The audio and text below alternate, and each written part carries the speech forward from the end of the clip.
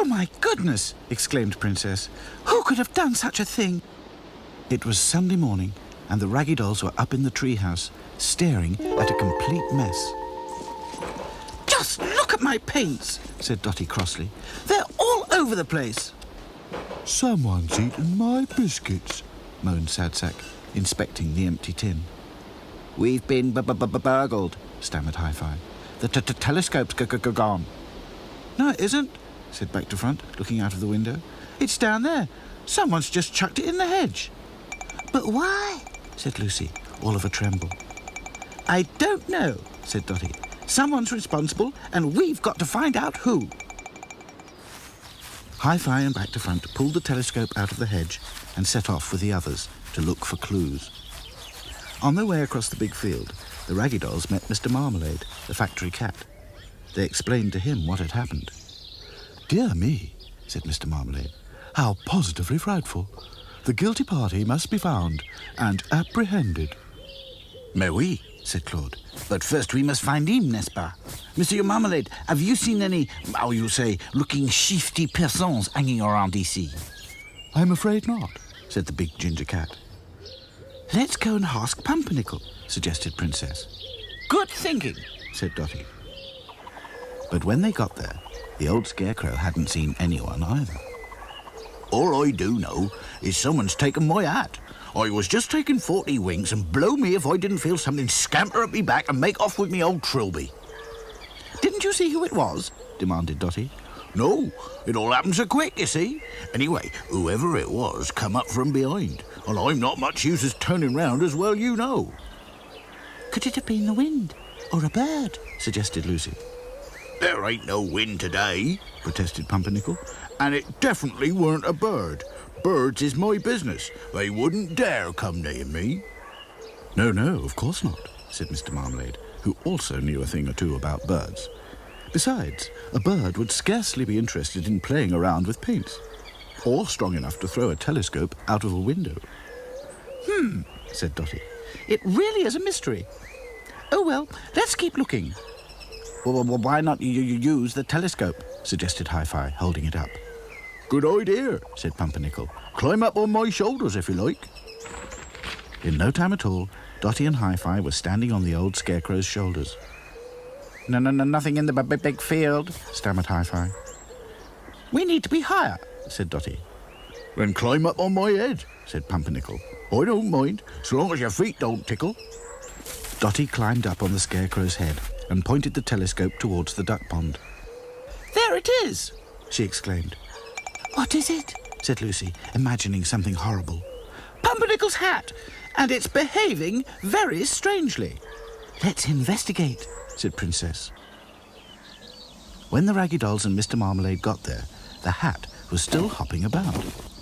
"It can't be the wind," whispered Lucy. "No," hissed Dotty. "Something is underneath it."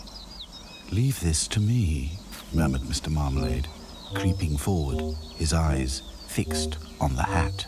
Then he pounced and pinned the hat to the ground with his paws. Gotcha," he purred. "Let me out," called a muffled little voice. "All right, you can come out now, but you must promise to stay where you are." "I promise," said the voice. Mr. Marmalade lifted the hat, and the Raggy Dolls stared in amazement. It was a tiny monkey, with paint all over its face and half a biscuit in its tiny paw. It stared at them with big, bright eyes. "Got any more biscuits? This is the last one." "Well, of all the nerve," said Sadsack. "It's a baby monkey," sighed Lucy, very relieved. "I'm not a baby. I'm nearly 4, protested the tiny creature. And before anyone could do or say anything, he jumped away and scampered off as fast as his legs could carry him. "Hey," called Sadsack, "you promised not to run away." "I'm afraid young monkeys are not the most reliable of creatures," said Mr. Marmalade. "He must have run away from Stonybrook Hall Safari Park," said Lucy. "Suppose he gets into more mischief. I'm very worried about him."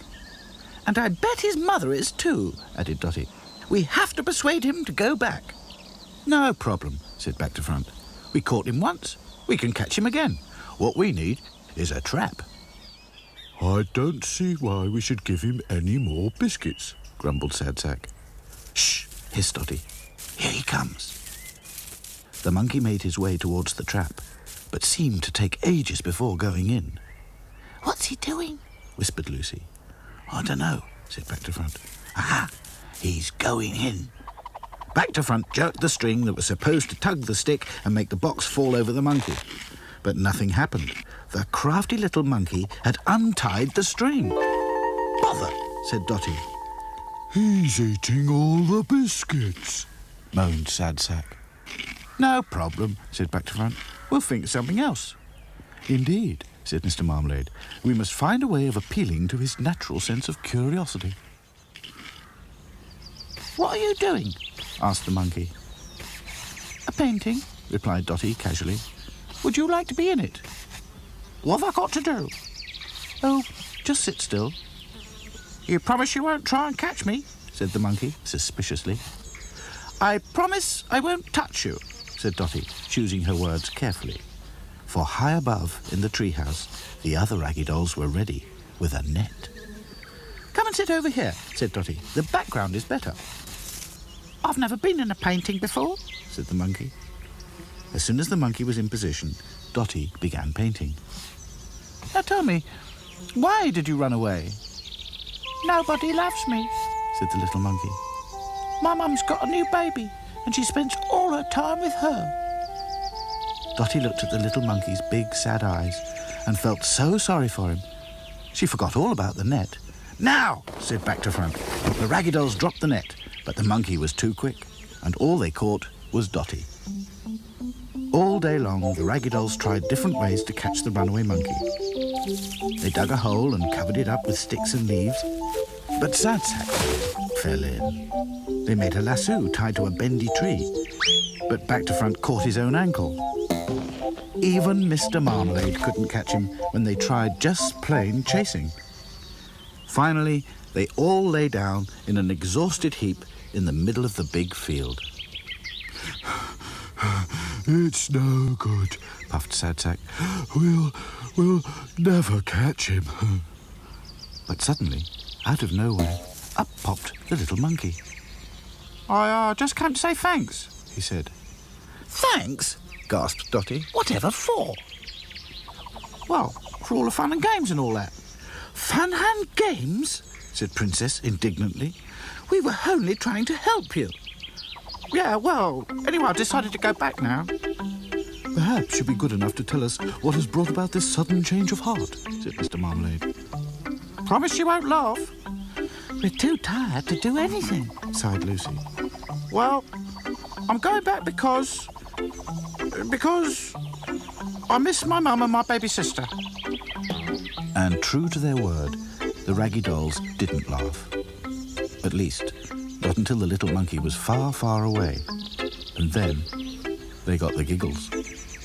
They giggled and giggled. The sort of giggles you can only giggle when you're very, very tired.